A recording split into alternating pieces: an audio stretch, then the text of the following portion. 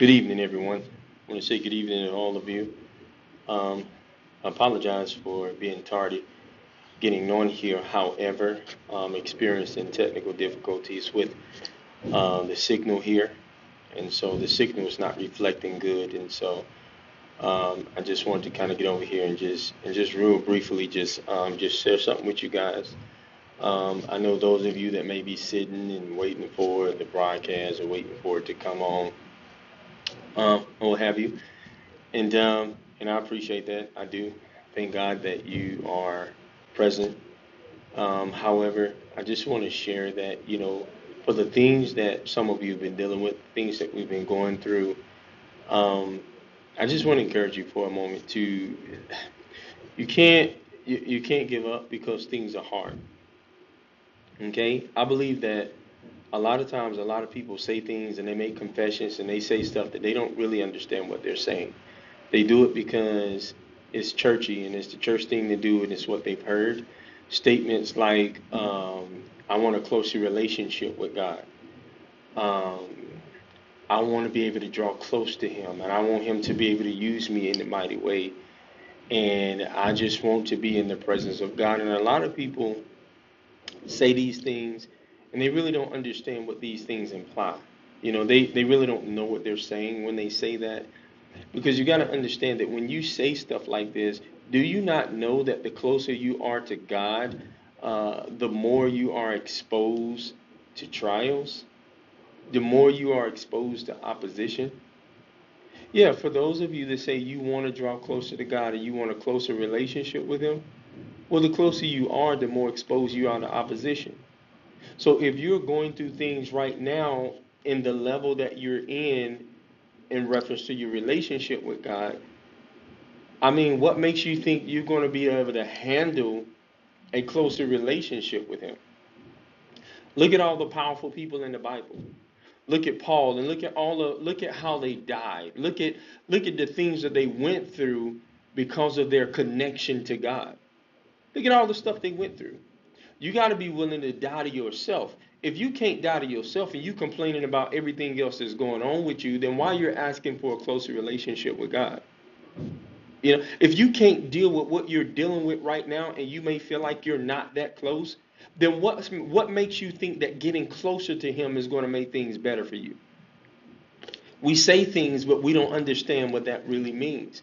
And so we have to be in a situation where we recognize the fact that the things that we're going through, the issues and the trials and the afflictions and the opposition and the things that we're going through is because of our relationship with God.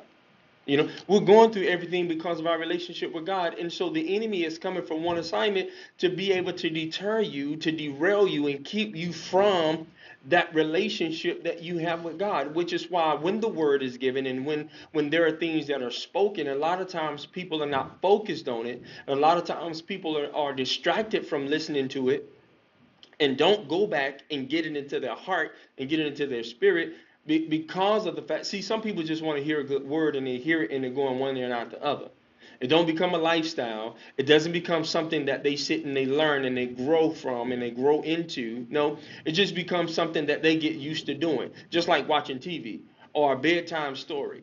It's just something that you get accustomed and you get used to doing with no intentions of being able to grow. Not everybody, but sometimes you can become stagnated and you can become crippled in your hearing to the point to where you're used to hearing, but you're not used to doing. So when it comes to the things that we're struggling with, the things that we're going through, man, listen, allow God to make you mature in it. You know what I mean? Go through it. Allow Him to make you mature in it. Utilize joy. The scripture says in James 1, it says, count it all joy when you go into these diverse trials and these afflictions and temptations and all of these things. It says, count it all joy. Joy is not a feeling. It's not James is not asking you to feel good about what you're going through. Joy is a disposition. Joy is not attached to a feeling. It's an attitude. It's a disposition. It's my mind's construct and how I look at going into this by faith, right? It's a disposition. so I can have joy. My mind can look at what I'm going through as an opportunity to exercise my faith so that God can help me become mature in what I'm dealing with, right?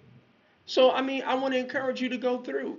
You want a closer relationship with God, understand what that entails and what comes with it. You know what I mean? And so continue to allow God to build you and to strengthen you so that now, whenever you go through certain things, you're not going through with complaining. You're not going through with mumbling and grumbling because you have to deal with it. You're not looking at the situation like, oh God, why me? You know what I mean? As if, you're all of a sudden the person that should be exempt from trials and opposition. No. Look at the situation like, okay, God, you know what? I'm going through this. And so I'm going to look at this like an opportunity to be able to allow the patience to exercise what it needs to in me so I can become more mature in the things of you. So go through it, but allow your faith to work the patience, allow your faith to exercise what need to be exercised, patience to allow you to become mature in what you're dealing with. Listen, I encourage all of you that in these trying times that you stick closer to him more than ever, because you're going to need him more than ever. There's an enemy out here to try to get us to distort how we look at each other, how we look at people. And if he can keep us divided, then he can separate us and one by one picks us off, right? But we're stronger, connected.